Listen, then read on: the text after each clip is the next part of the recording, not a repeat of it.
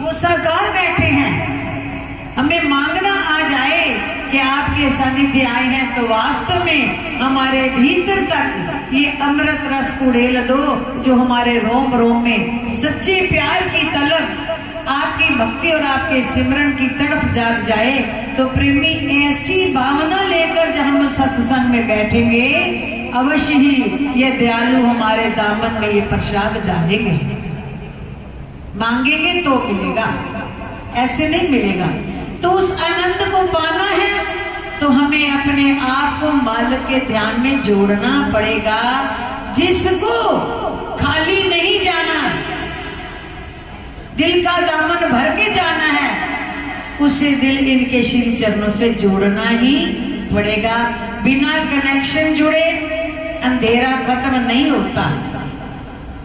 बिना प्लग सही लगाए लाखों की फिटिंग करके रख दो, कोई भी लाइट अपना काम नहीं करेगी।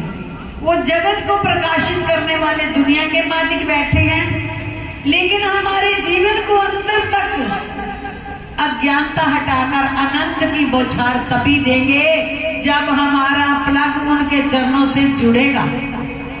तो उनके चरणों से जुड़ने के लिए प्रेमियों ये थोड़ी सी घड़ियां मिली।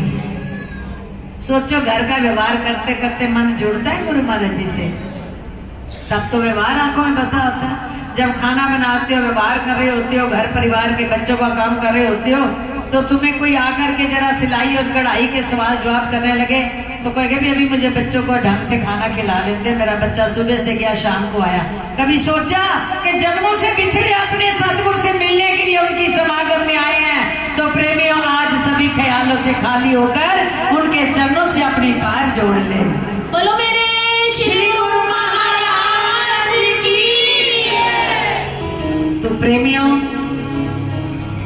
बड़ी सहजता से भजन की पंक्तियों को सुने, दोनों हाथ ऊपर उठाकर ताली बजाते हुए, आनंद में झूमते हुए, समर्पण भाव से एक एक शब्द को अपने सतगुरु से मांगे कि मेरे जीवन में उतरे।